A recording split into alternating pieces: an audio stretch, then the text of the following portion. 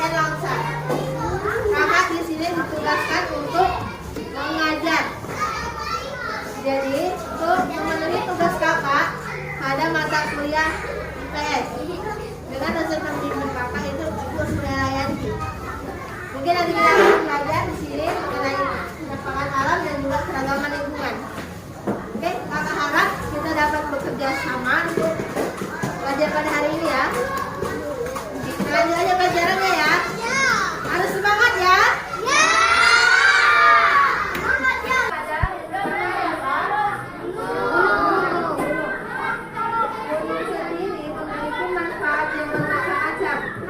Antara lain, yang pertama itu dapat dijadikan sebagai tempat rekreasi atau juga wisata.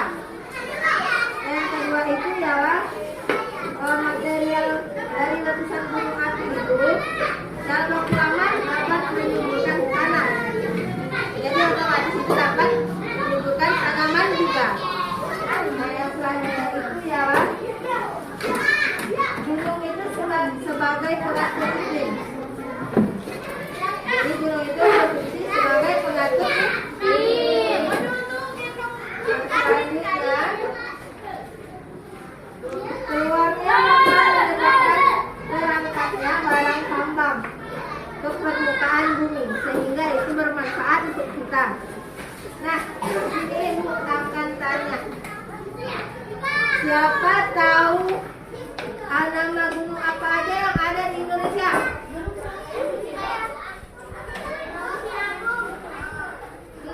Bang Falja, gunung apa? Gunung Merapi.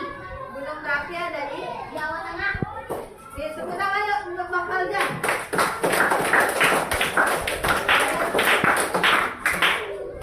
Siapa lagi ya? Siapa lagi yang tahu? Bang Ali. Gunung apa Bang? Gunung Hidayah ada di bukan teman-teman, Gunung Bayak di Sumatera Utara. Benar. Ya, tepuk tangan semua Ali. Jadi salah satu contohnya itu yang bisa teman-teman, itu ialah Gunung Merapi dan juga Gunung Bayak. Kita masuk kedua itu ya adalah sungai. Sungai di Indonesia itu sungai apa aja ya? Coba siapa yang tahu tunjuk tangan. Kakak. Sungai Kapuas di mana ya letaknya? Kalimantan Barat. Ya, tepuk tangan.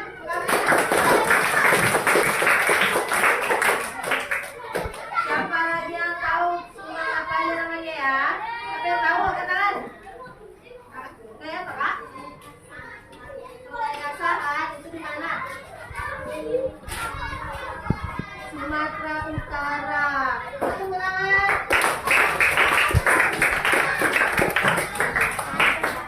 Kita masuk di penampakan alam yang ketiga, yaitu danau. Ini saya menjelaskan, danau itu ialah dataran yang sekung dan terisi oleh air.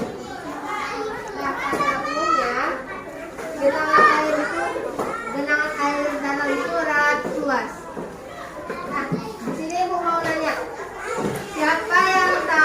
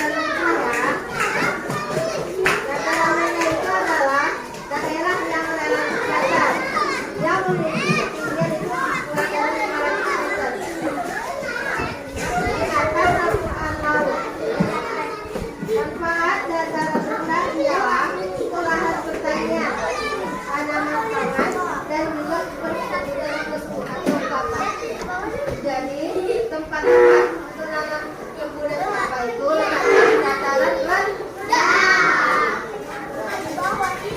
Kita masuk di dataran tinggi. Dataran tinggi itu adalah dataran relatif datar yang memiliki ketinggian itu lebih dari 500 meter. Jadi berbeda dengan dataran rendah.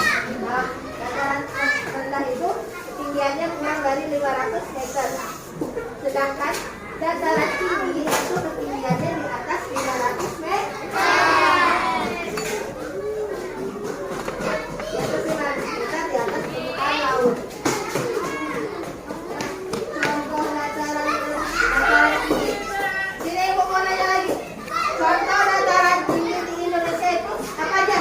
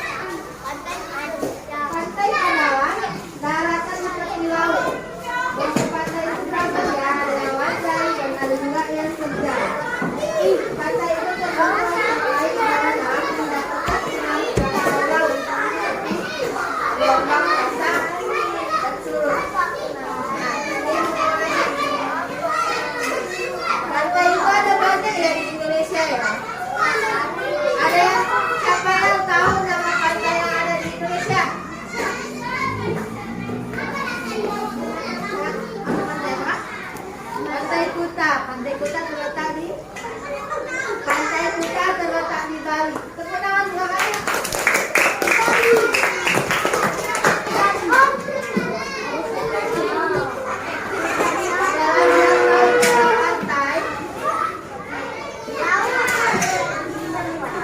Adalah dia tahu pantai apa aja?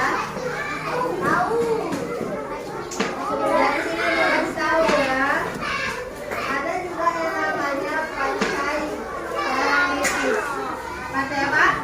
Karangnitis. Itu terletak di Yogyakarta.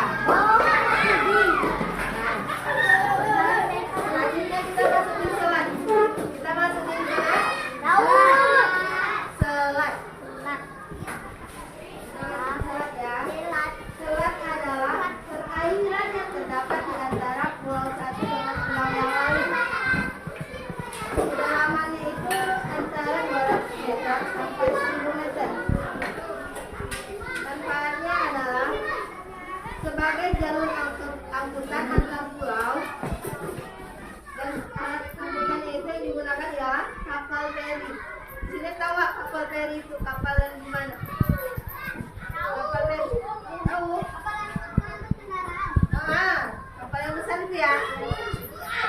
Itulah itu angkut selat ya. Di sini ada yang tahu nggak nama-nama selat yang ada di Indonesia? Apa? Asal-asalnya di mana itu, Bang? Di antara Jawa dan Sumatera. Ya benar. Ya, dan dia dijelaskan selat Sunda terletak di antara Jawa dan Sumatera. Selanjutnya itu ada laut. Laut adalah genangan air yang sangat luas dan juga dalam. Kedalaman itu mencapai 1000 meter atau lebih. Berarti dalam kan ya lautnya ya, sampai 1000 meter atau lebih ya kan? Nah, di sini ibu mau nanya nih, laut apa aja yang ada di Indonesia? Laut Jawa itu letaknya di Jawa Tengah.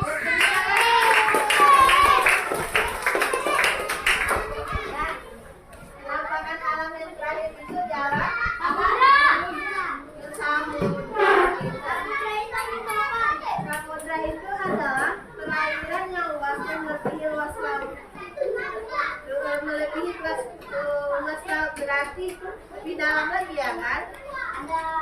Kedalamannya itu mencapai lebih dari 1000 meter.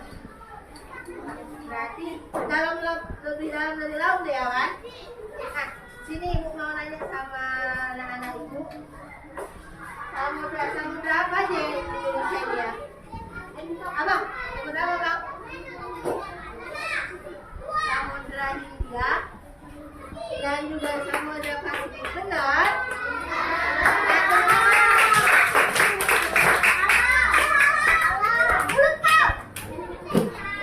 Itulah dia tentang penampakan alam dan keragaman contohnya ya, dari mulai dulu sungai, danau, dataran rendah, samudra. Berarti anak-anak ibu udah paham mengenai penampakan alam ya. Nah, selanjutnya kita akan membahas mengenai peristiwa alam dan pengaruhnya terhadap kehidupan sosial di antara kita. Ibu mau nanya nih, peristiwa alam apa aja yang sering terjadi ya?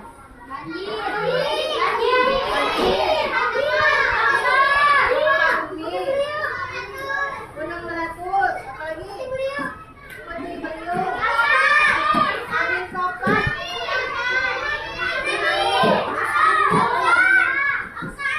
longsor,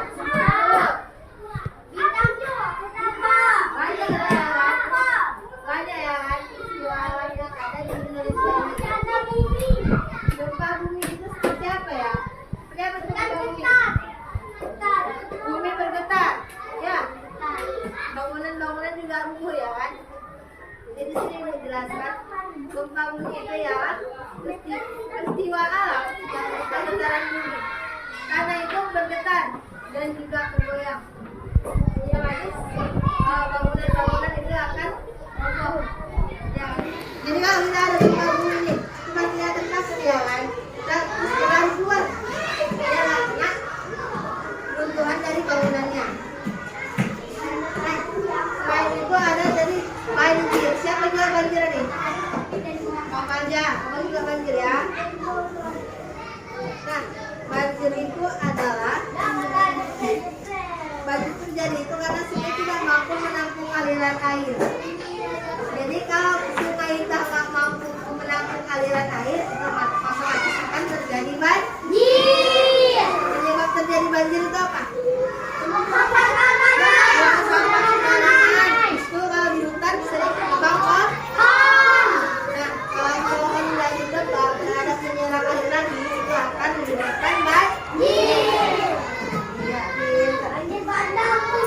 Ya, banjir bandang ya. Gunung meletus. Ada yang jawab gunung meletus? Ya, abang. Nah, jadi gunung meletus itu mengeluarkan material dari perut bumi. Contohnya seperti lava, ya kan? Seperti bebatuan, lahar panas, pasir, dan itu juga kerikil. Material lahar panas itu keluar dan tidak sedikit yang terlempar jauh. Jadi itulah tentang gunung meletus. Nah, ibu mau tanya nih, sampai sekarang, kalau angin yang berputar-putar itu angin apa? Angin topan adalah angin yang udaranya bergerak dan juga bertiup. Anginnya itu bertiup kencang sehingga mengangkut seluruh benda-benda yang ada di sampingnya. Jadi ketika angin topan itu lewat, angin topan itu muncul, dia akan mengangkut semua benda-benda yang ada di sampingnya, seperti mobil, rumah, ataupun yang lainnya.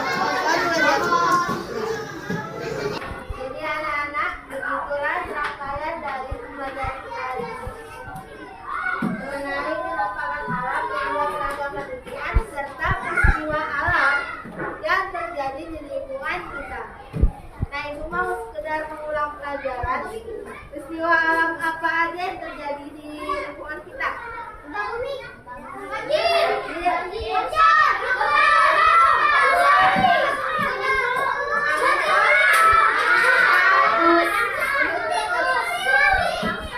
Berarti anak-anak ibu sudah memahami pelajaran pada hari ini.